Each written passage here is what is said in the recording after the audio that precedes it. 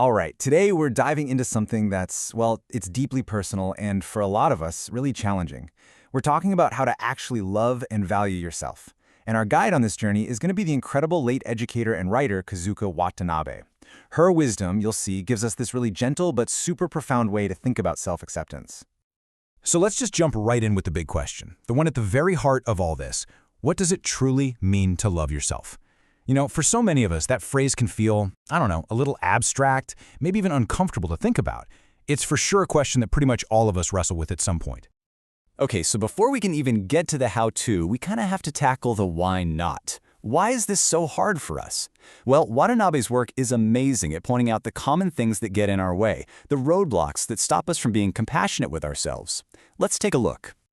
You know, one of the biggest ones, and I think we can all relate to this, is the comparison trap. It's so easy to look at other people and just think, wow, they have it all together, or why can't I be more like that?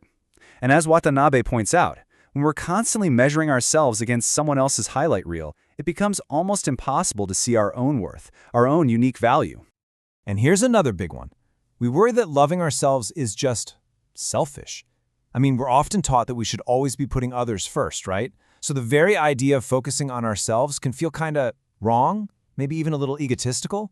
This mix-up between real self-love and plain old selfishness is a really, really important thing we need to clear up.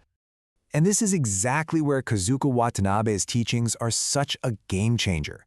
She draws this incredibly clear line in the sand, showing us that true self-love isn't just different from selfishness, it's pretty much the complete opposite. Okay, let's really look at this because it breaks it down so well.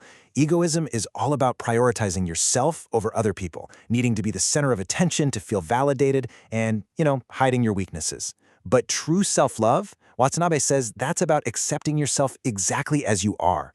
It's about forgiving your own imperfections. See, it's not about being the center of the universe. It's about being okay with who you are right here, right now.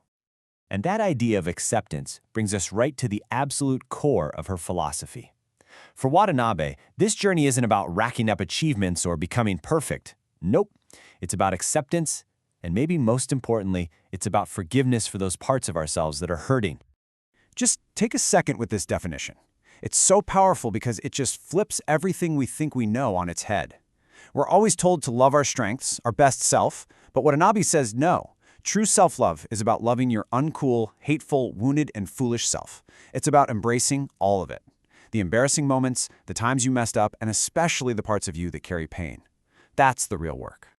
And this isn't just about you in a bubble. This has a huge ripple effect on how we treat everyone else. Think about it. As she says here, if you can't forgive yourself, how can you possibly forgive other people? It's like you just don't have it to give. The kindness you show the world really starts with the kindness you show yourself. Watanabe has this really beautiful way of explaining the process. Think about what you do when you get a cut or a scrape. You don't just pretend it didn't happen, right? No, you look at it, you acknowledge it's there, you don't hide it, and then you gently take care of it, maybe put on a bandage. She's saying we need to treat our emotional wounds with that exact same kind of tenderness. Don't push them down, gently bring them out and give them the care they need.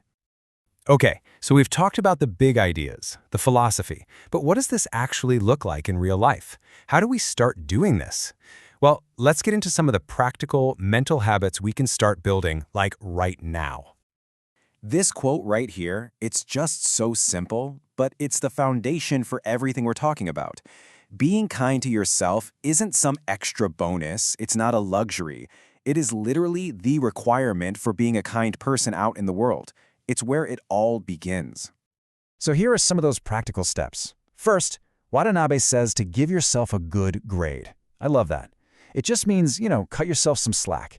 Don't always demand an A+. Then, it's about acknowledging yourself just as you are right now, not some future, better version of you. And finally, really understanding that the love we're all looking for from other people, well, it has to start with us. So I think if there's one big thing to take away from all of Kazuko Watanabe's wisdom, it's this. Loving yourself isn't some finish line you cross. It's not a problem you solve and then you're done. It's a practice. It's a gentle, ongoing, lifelong practice of just turning that compassion back towards yourself, a little bit, every single day. And that really leaves us with one last thought to carry with us. This doesn't have to be some huge, dramatic thing. It's all about the small moments. So I'll just leave you with this question. What's one kind word, just one small moment of forgiveness that you can offer to yourself today?